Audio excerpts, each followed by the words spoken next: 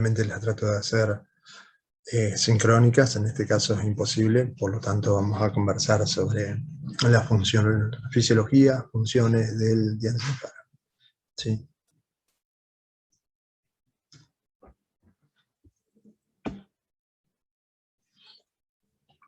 Bueno, ya me conocen, yo soy Manuel Mario. Estos son los datos de la clase. Hoy, como decíamos, vamos a hablar de diencéfalo. Para ir ubicándonos, estamos hablando del sistema nervioso central. Hemos venido hablando de lo que es la fosa posterior y nos vamos a meter en lo que es la cavidad supratentorial, o sea, por encima de la tienda. Y la primera estructura que está por encima del mesencéfalo es el diencéfalo, o sea, que son todas aquellas porciones que van a ir rodeando, ¿sí?, al tercer ventrículo. Es esto que lo estamos viendo acá.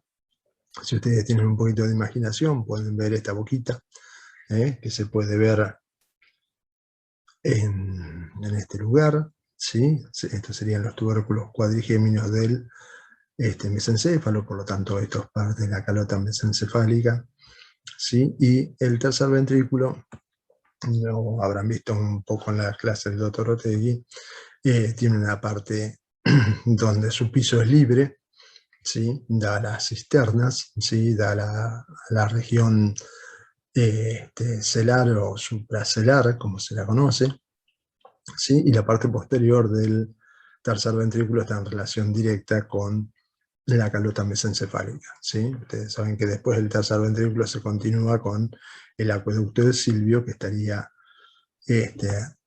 más o menos en este lugar, ¿sí?, orientándose hacia el cuarto ventrículo. Bien, como dijimos, todo aquello que rodea al tercer ventrículo se lo conoce como diencéfalo. Está constituido por algunas estructuras que son pares y otras estructuras únicas, como es la glándula pineal, ¿sí? La vamos a ir viendo despacito y analizando uno por uno. Principalmente las estructuras pares son el tálamo, el subtálamo y el hipotálamo. Y vamos a hablar principalmente del tálamo y el hipotálamo, viendo sus divisiones, viendo sus funciones, viendo sus conexiones en sí, para qué sirven cada uno de ellos. Entonces, si hablamos del tálamo, podemos decir que tiene una forma de huevo, ¿sí? Es prácticamente todo sustancia gris, tiene algunas estructuras de sustancia blanca que determinan ciertos grupos nucleares que vamos a ir conociendo. Como ya dijimos, está situado a ambos lados del ventrículo, ¿sí? Y lo más importante es que es una estación de relevo de todo lo que vaya a entrar hacia la corteza cerebral, ¿sí? Nos vamos a ir ubicando, ¿sí? Acá tenemos una tomografía computada, acá tenemos un T1, o sea, líquido negro, muy similar a cómo se ve el líquido en la tomografía, pero esto es una resonancia magnética, ¿sí? Y esta es una resonancia magnética en T2, y ustedes pueden ver que el líquido cefalorraquídeo se ve blanco. Ubicándonos entonces donde estamos, ¿sí? Tenemos el tálamo de un lado, el tálamo del otro lado, tercer ventrículo en el medio. Si vamos al T1, lo mismo, tálamo de un lado, tálamo del otro lado, ¿sí? Y entonces tenemos lo que podemos decir los límites. Esto principalmente, más que funcional, es digamos, la región donde está y tiene que ver con la morfología y la anatomía, ¿sí? Pero bueno, la cara superior del tálamo es el piso del ventrículo lateral, ¿sí? O sea que los ventrículos laterales están rodeando al tálamo, ¿sí?, por encima, por detrás y en parte por debajo. Debajo es como que el corno esfenoidal del ventrículo lateral se separa del tálamo. Como dijimos, la cara medial del tálamo es el tercer ventrículo, ¿sí? O sea que entre estas dos caras debe haber un borde, ¿sí? Donde se va a insertar parte de la tela coroidea que va a formar los plexos ventriculares, los plexos aracnoideos, ¿sí? Los plexos coroideos que dependen de esa tela que viene del aracnoides, se llama tela coroidea, y que es el techo del tercer ventrículo y en parte es la pared lateral, digamos, y parte del piso junto con el tálamo del ventrículo lateral, ¿sí? Las caras lateral van a estar relacionados con la cápsula interna, ¿sí? Principalmente con el brazo posterior. La cara inferior se va a meter prácticamente dentro del mesencéfalo, ¿sí? Va a tener una relación también con el hipotálamo y con algunas zonas que se las conoce como zona incierta, zonas que no están bien determinadas y a quién pertenecerían, ¿sí? El extremo posterior del tálamo, ustedes lo pueden ir viendo acá, ¿sí? El extremo posterior del tálamo está en relación, ¿sí? Con la cisterna cuadrigeminal. Como habíamos dicho, ¿sí? Esa es la cisterna de los tubérculos cuadrigéminos, también se la conoce como fisura transversa y tiene relación con el pubinar o extremo del tálamo. El extremo anterior, ¿sí? del tálamo se acerca mucho a lo que estaría en el agujero de Monro, ¿sí? La estructura del fornix va a cerrar el agujero de Monro, ¿sí? Lo va a rodear por encima, por delante y por debajo, ¿sí? Y el extremo posterior es el extremo del tálamo. Ahí se forma el agujerito de Monro que comunica los ventrículos laterales con el tercer ventrículo. Entonces acá vemos el tálamo ubicado en la tomografía. Bien, como lo estábamos diciendo, es un núcleo de sustancia gris, o sea que principalmente tiene neuronas o cuerpos neuronales, pero tiene algunas bandas de sustancia blanca que determinan, como si fuese una Y o una lengua bífida, hacia adelante, determinando este grupo de núcleos, ¿sí? Un grupo anterior, un grupo medial, porque acá tenemos el tercer ventrículo, ¿sí? Grupo medial, ¿sí? Y un grupo lateral de estos dos huevitos que serían los dos tálamos como vinimos viendo. Si se quieren ubicar un poquito mejor, acá mismo, en las, digamos, donde nos van ubicando qué diapositiva estamos viendo, podríamos imaginarnos que esto estaría en este lugar, ¿sí? Bien. También, siempre tratando de ubicarlos. Nosotros tenemos cápsula interna, brazo anterior, rodilla, agujero de Monro, brazo posterior de cápsula interna, ¿sí? Y este entonces es el tálamo de un lado, este es el tálamo del otro lado. Los recuadros nos indican dónde estamos ubicados. Esta es una corte coronal, este es un corte axial, este es otro corte axial, ¿sí? Siempre ubicándonos en lo mismo. ¿Sí? Ustedes fíjense que podemos ver brazo anterior, rodilla, brazo posterior, y este sería el tálamo de un lado, el tálamo del otro. Si vamos al dibujito de recién, podemos ver lo mismo. Grupo anterior, grupo medial, grupo lateral. Para complicar un poquito más las cosas, ¿sí? Tenemos algunos núcleos reticulares del tálamo que están relacionados con la cápsula interna, ¿sí? Y otros que también están dentro de las líneas que estábamos hablando, de sustancia blanca, son pequeños núcleos, y uno de ellos que predomina es el núcleo centromediano y tiene que ver con, digamos, ese abanico que estuvimos hablando en el mesencéfalo, que es parte de la sustancia reticular del mesencéfalo y que, digamos, como función tiene mantener la vigilia o despertar de alguna manera al resto del encéfalo. ¿Sí? Y acá tienen el listadito de los núcleos, de cómo se divide el tálamo. De nuevo, principalmente grupo anterior, grupo medial, grupo lateral. Entonces, la porción anterior del tálamo esto que estamos viendo acá, ¿sí? Se relaciona con el sistema límbico. Le llegan conexiones desde los tubérculos mamilares del hipotálamo, ¿sí? Digamos, y su salida, principalmente, es el brazo anterior de la cápsula interna. Y desde esa manera se va a dirigir hacia lo que es el cíngulo, ¿sí? Que lo vamos a ver un poquito más en detalle cuando estemos hablando de sistema límbico. En el caso de la porción lateral, se divide en dos partes, una parte dorsal y una parte ventral.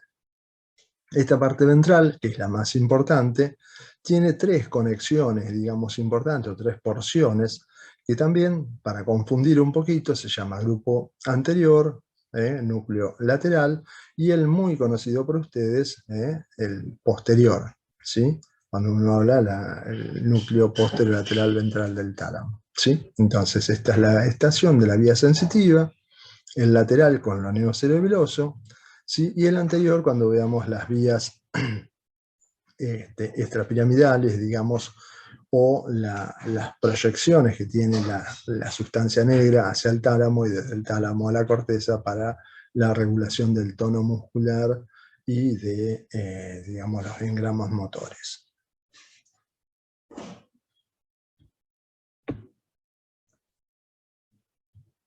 Lo mismo, ¿sí? Nos ubicamos, la tomografía, tálamo de un lado, tálamo del otro, ¿sí? Tercer ventrículo, región pineal, monro de un lado, monro del otro, ¿sí? La B corta, que es la cápsula interna, ¿sí? Brazo anterior, la salida del grupo anterior, del grupo lateral, cuál va a ser la salida de la parte sensitiva, el brazo posterior de la cápsula interna, ¿sí? Después tenemos los otros dos tubérculos cuadrigéminos que están en la parte posterior y que también tienen salida por el brazo posterior de la cápsula interna, ¿sí? El brazo posterior de la cápsula interna es la, digamos, la vía de proyección del cerebro hacia estructuras más distantes. Entonces, de nuevo, repasando, después de lo anterior, del grupo anterior, que tiene que ver con el sistema límbico, viene la parte extrapiramidal, ¿sí? Que se comunica principalmente con los núcleos de la base, la parte del neocerebelo, que recibe directamente desde el núcleo dentado, ¿sí? Y la tercera neurona sensitiva, en la que está ubicada acá. Tanto cuando hablamos de sensibilidad superficial como sensibilidad profunda, tanto de la cara como del cuerpo, estaría ubicado en esta región, ¿sí? Principalmente que la parte más medial tiene que ver con la sensibilidad de la cara, y la parte más grande lateral tiene que ver con la sensibilidad del todo el cuerpo.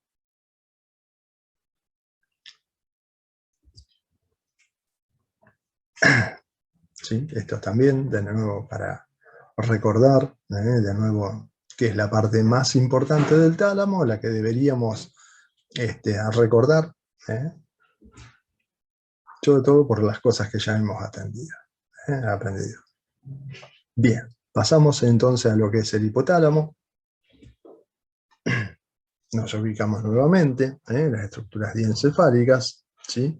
Y el hipotálamo va a estar por debajo del tálamo. El nombre de hipo, el prefijo hipo significa debajo. El prefijo sub también significa, como vemos acá, también significa debajo, pero el núcleo subtalámico es un núcleo chiquitito, único, como si fuese una lentejita, ubicada por debajo del tálamo, parte más posterior al hipotálamo, ¿sí? Está como casi metido en la calota mesencefálica. En cambio, el hipotálamo son las paredes del tercer ventrículo, el piso del tercer ventrículo, sobre todo en la parte más libre del piso. Bien. ¿Cuál es la función más importante? Regulador central de todas las funciones autónomas. Digamos, el sistema endocrino, en forma directa o indirectamente, va a estar regulada por el hipotálamo. ¿Está bien? Cuando hablamos de autónomo es lo que vamos a ver más adelante como sistema nervioso parasimpático y simpático. Entonces, para complejizar un poquito más, ¿sí? Sistema nervioso autónomo, ¿sí? Está controlado por el hipotálamo, se divide una porción simpática y una porción parasimpática. Como ustedes ven, la parte más anterior y medial del hipotálamo es, digamos, si uno estimula ahí, produce respuestas parasimpáticas. En cambio, si uno estimula la parte posterior y lateral del hipotálamo, ¿sí? Va a producir estímulos simpáticos. Eso también lo vamos a estudiar después más adelante, ¿sí? Y el sistema neuroendocrino, principalmente tenemos dos porciones, ¿sí? Lo que se llama como neurohipófisis, ¿sí? Que donde el hipotálamo nos va a producir las hormonas antidiurética y oxitocina, y una relación indirecta con la adenohipófisis para producir el estímulo de liberación de las 6 hormonas hipofisarias o su inhibición, dependiendo de las regulaciones que van a estudiar más adelante cuando estudien hormonas y cuando en el módulo 5 vean toda la parte endócrina, ¿sí? Otras cosas que nos hace además nuestro hipotálamo, ¿sí? Es, digamos, regular la parte neurovegetativa. Entonces nos regula la temperatura, la ingesta de alimentos, ¿sí? Digamos, hay un centro conocido como si fuese de la búsqueda de alimentos y un centro de la saciedad, o sea, de cesar de buscar alimento por parte de nosotros que somos animales. Lo mismo para el agua, hay un centro de osmorreceptores que detectan cuando, digamos, le falta agua al organismo y produce la búsqueda de la misma. Nos da la sensación de sed. En este caso nos da la sensación de hambre o la sensación de saciedad. Ustedes saben que hay algunas hormonas que se liberan desde del intestino, y algunas hormonas que también vienen del tejido adiposo que hacen que uno deje de buscar alimentos o de comer, ¿no? Bien. Las referencias del hipotálamo, ¿sí? El más conocido es esto, ¿no? Tiene un tubérculo que se conoce como mamilar, y que tiene que ver con una relación muy importante de lo que es neurovegetativo con nuestras conductas y emociones, y lo vamos a ver en el sistema límbico. Entonces, cuando nosotros nos enfrentamos al hipotálamo, ¿sí? En un corte coronal, bien esquemáticamente, nos podemos ubicar que tenemos al tercer ventrículo de frente a nosotros, ¿sí? Y las dos paredes de un lado y el otro, ¿sí?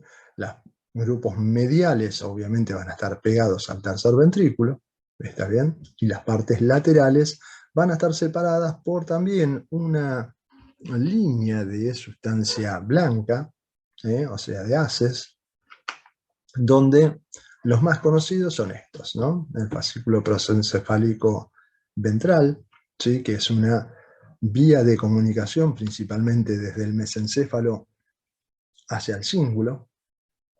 Lo vamos a ver cuando veamos los neurotransmisores catecolinérgicos como la serotonina, como la dopamina. A través de este fascículo ingresan estímulos desde el tronco encefálico hacia el resto del cerebro, ¿sí?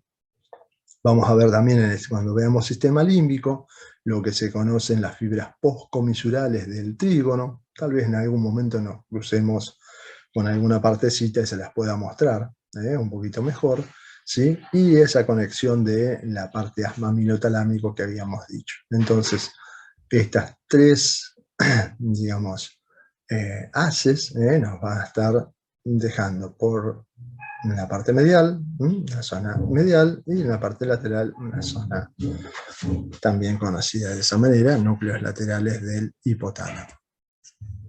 Bien, siempre ubicándonos, ustedes ven acá un corte de un cerebro, corte anatómico, ¿sí? Esto no es un esquema, creo que ya se los he mencionado en algunos momentos, tiene los bordes bastante rectificados, en la parte occipital, la parte frontal, porque esto se fijó en una bolsa, ¿sí? Con los elementos fijadores, y no en el mismo cráneo. Entonces tomó la forma más de la bolsa que del cerebro. De todas maneras, cuando uno ve una resonancia magnética, básicamente es lo mismo. Lo que salta a la vista de esta cara interna de nuestro hemisferio cerebral, ¿sí? Es el cuerpo calloso, que lo que hace es conectar un hemisferio con el otro hemisferio. En la resonancia lo podemos ver de la misma manera, ¿sí?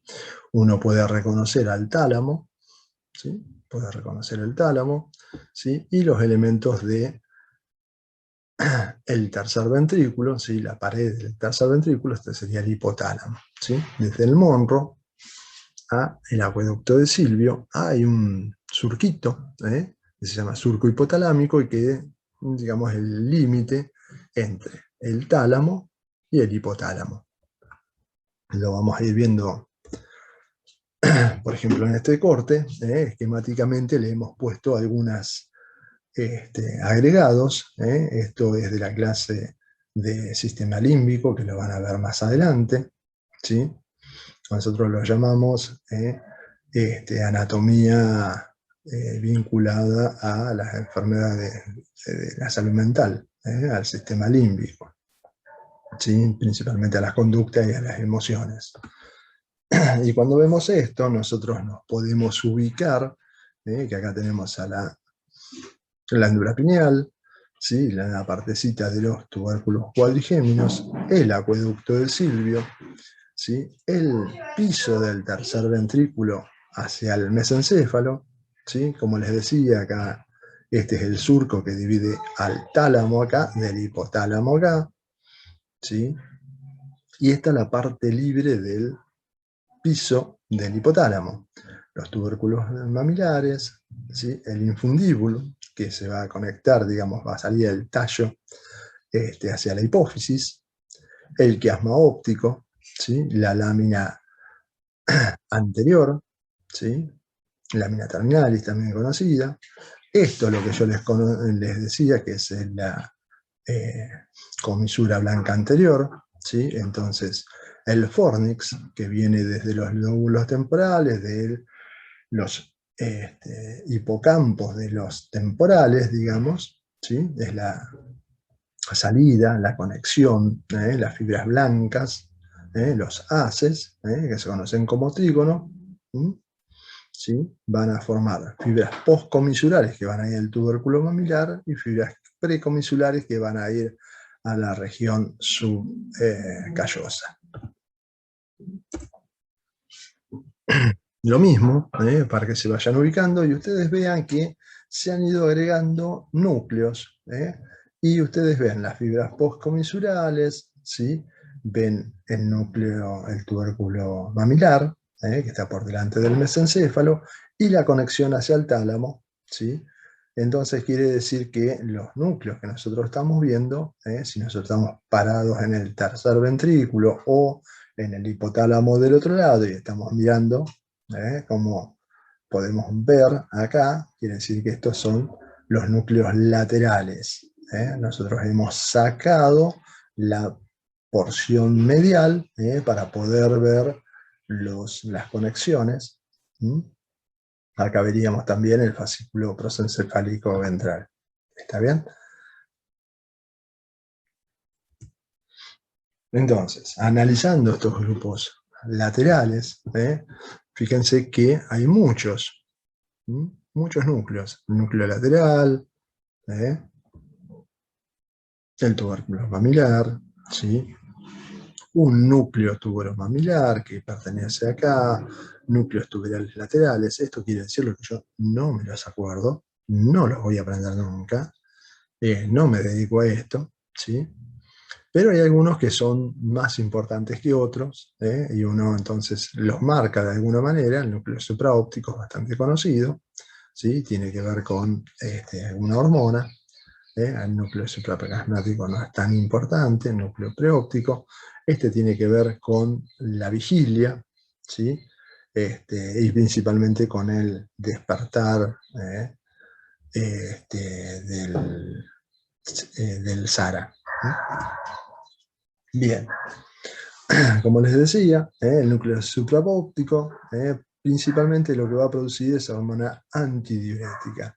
Cuando ustedes ven, ¿sí?, las ambas hormonas que se producen en el hipotálamo, conocidas como antidiurética y oxitocina, y van a ser liberadas, ¿sí?, o sea, van a ser transportadas por el tallo hipofisario y liberadas en la glándula hipofisaria, en la parte posterior, ¿sí?, la parte nerviosa de la hipófisis, ¿sí? Van a ver que en muchos libros dicen que las dos hormonas se producen en ambos núcleos, ¿sí? Pero principalmente el 80% de la antidiurética sería en esta zona. Antidiurética significa que lo que hace es ahorrar líquido, produce menos orina, por eso se le llama como antidiurética, ¿sí? En ese caso, seguramente el hipotálamo está registrando que necesita agua y nos debe dar sensación de sed para que la busquemos, y manda una hormona para ahorrar agua, ¿sí?, en los riñones. Bien, el otro núcleo, conocido también, es el núcleo paraventricular, ¿sí? Por eso les decía yo de recién, pero si ustedes pueden ver, estos núcleos estarían como tapando las fibras, entonces estos son los grupos, los núcleos mediales. ¿Está bien? Todos están esquematizados, están medianamente copiados de diferentes libros, digamos, pero aplicados a un esquema totalmente local. Y acá pueden tener varios nombres de nuevo. El núcleo supraplasmático, fíjense que es tanto del grupo medial como del grupo lateral, ¿sí? Y bueno, como les decía, este núcleo que está en amarillito es el núcleo paraventricular. Este núcleo tiene mucho que ver con la parte simpática, entonces si uno estimula en esa zona, produce toda una liberación de hormonas simpáticas, de respuestas simpáticas en el organismo, o sea, aumenta la frecuencia cardíaca, dilata la pupila, mejora la broncoventilación, ¿sí? Entonces es lo que les está explicando acá, descarga simpática. Esto es el factor liberador de la hormona tiroidea, ¿sí?, que entonces, como ustedes saben, o habrán estudiado algo en el secundario, las hormonas tiroideas producen síntomas muy parecidos a lo que produce el simpático, la activación del simpático. Pasa que la activación del simpático es más nerviosa, entonces más rápida. Si yo estimulo el simpático y rápidamente mi frecuencia cardíaca se va a las nubes. Después viene la hormona, la adrenalina, que la libera la médula suprarrenal por estímulo simpático y me mantiene un poquito más esa frecuencia cardíaca aumentada, ¿está bien? Pero después vienen las hormonas tiroideas, que nos van a dar también una respuesta más prolongada. Bueno, eso lo van a estudiar principalmente en el módulo 5 y después cuando estudien las drogas una por una. ¿Sí? Entonces, ¿qué es lo que hace? Regular nuestra homeostasis energética. Esto quiere decir que cuando hay ayuno, provoca la búsqueda de alimentos.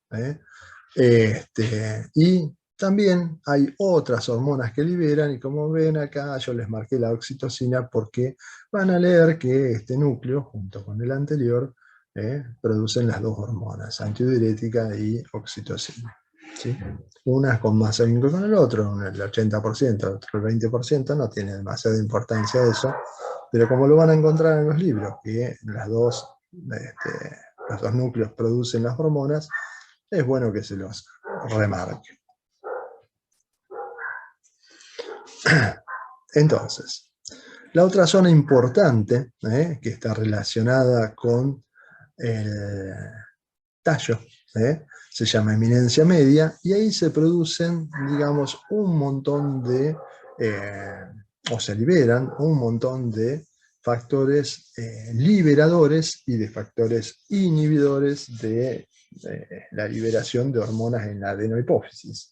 Y ustedes saben que la conexión del encéfalo con la adenohipófisis no es lo mismo que con la neurohipófisis. La neurohipófisis se conecta a través del tallo. En cambio, la adenohipófisis tiene un sistema porta. Sistema porta significa que hay una capilarización de la sangre arterial que llega a nivel de la eminencia media, ¿sí? Se va a formar como si fuese una vena, en este caso se dice que es arterial, ¿sí? Llega a la adenohipófisis y otra vez se va a capilarizar, ¿sí? Eso es lo que se conocen como sistema porta. El otro, el más importante, o digamos el más conocido, es el sistema porta del hígado, que también tiene la misma característica, ¿no? Nada más que en el hígado se dice que es un sistema venoso y acá se dice que es un sistema arterial. La diferencia, la verdad que no la conozco exactamente, pero bueno. Bien, y eso es todo lo que deberían conocer así a grandes rasgos de lo que sirve el hipotálamo, ¿sí? Después tenemos, vamos a corregir esto un poquito, ¿sí? Tenemos al epitálamo, que principalmente uno cuando dice epitálamo dice glándula pineal, ¿sí? Y como habíamos dicho, esto es algo único, está en la línea media, pero bueno, pero tenemos dos avénulas, una de cada lado, una conexión, ¿sí? Avenular, de sustancia gris, y una chiquitita, que es una comisura blanca posterior. Todo eso está situado por delante de lo que es la glándula pineal, ¿sí? ¿Para qué sirven? Digamos, la vénula tiene, como pueden ver acá, ¿sí? Una conexión que es a través de la estría medular, ¿sí? Desde el núcleo amigdalino, que está por delante del hipocampo, en el lóbulo temporal, así que los van a ir estudiando, ¿sí? Y digamos, después va hacia las eferencias, hacia un núcleo que se conoce como interpeduncular, que cuando estudian el mesencéfalo no está, no se lo estudia, ¿sí? Pero tiene que ver mucho con esta integración desde el olfato y nuestras vísceras. Por ejemplo, cuando nosotros sentimos el olor a comida y en nuestro estómago empieza a aparecer la sensación de hambre, la sensación de que tenemos ruiditos en nuestro estómago. ¿Está bien? Esto tiene bastante que ver con ello. Bien, y entonces la glándula pineal, también esto se nos ha corrido un poquito acá, lo corregimos, ¿sí? Básicamente es un órgano endocrino, quiere decir que libera sustancias a la sangre, al plasma. Y dentro de ellas, una de las más conocidas es la melatonina, ¿sí? Que es un marcador de nuestro ritmo diario, circadiano, cercano al día, ¿sí? Entonces, lo que nos produce es la somnolencia cuando aparece el oscurecimiento natural, ¿sí? Eso nosotros como seres humanos lo hemos alterado terriblemente, y hay personas que tienen ciertos problemas para dormir, y bueno, a veces la melatonina es una de las sustancias utilizadas para mejorar ese estado. Se dice que las personas que necesitan de la melatonina son aquellas después de los 65 años que tengan algún problema del sueño, principalmente insomnios, y que no curan o no mejoran con la higiene del sueño. Esa higiene del sueño, si ustedes la buscan, la googlean, y hay diferentes lugares donde ponen algunos puntos más, otros menos, ¿sí? Pero hay 10 puntos donde uno tiene que, digamos, realizar tareas sencillas, como por ejemplo no llevar el celular a la cama, que no esté el televisor en el dormitorio, para mejorar el sueño, ¿sí? Eso se le llama higiene del sueño. Y lo otro que hace, ¿sí? Nuestra glándula pineal también tiene que ver con los otros ritmos que son un poco más largos, y tienen que ver con la pubertad. En algún momento, por X motivos, se nos despierta nuestra glándula pineal y empieza a inhibir la liberación de los factores que producen la sexualidad. Bien. Pasamos a la última diapositiva, para hablar de lo que era el subtálamo, que les dije que era algo muy chiquitito, pero que vamos a tener que ir acá y pasar al otro lado, ¿sí? Y el subtálamo, entonces, como habíamos dicho, está por debajo del tálamo, por detrás del hipotálamo, por encima del mesencéfalo, ¿sí? Es como si fuese una lentejuela, y que tiene que ver clínicamente con una, digamos, una clínica cuando se lesiona de un solo lado, que se llama hemibalismo, y que son unos movimientos involuntarios muy bruscos que se producen, principalmente con los miembros superiores, y que a veces terminan arrojando cosas, ¿sí? Y ustedes lo van a estudiar con la fisiología de la vía indirecta de los núcleos basales. Esto lo vamos a estudiar cuando hablemos principalmente de dopamina, ¿sí? Son temas a charlar más adelante. Bueno, lamento de nuevo pedirles disculpas que esta clase no ha podido ser hecha sincrónica, pero lo sepan entender.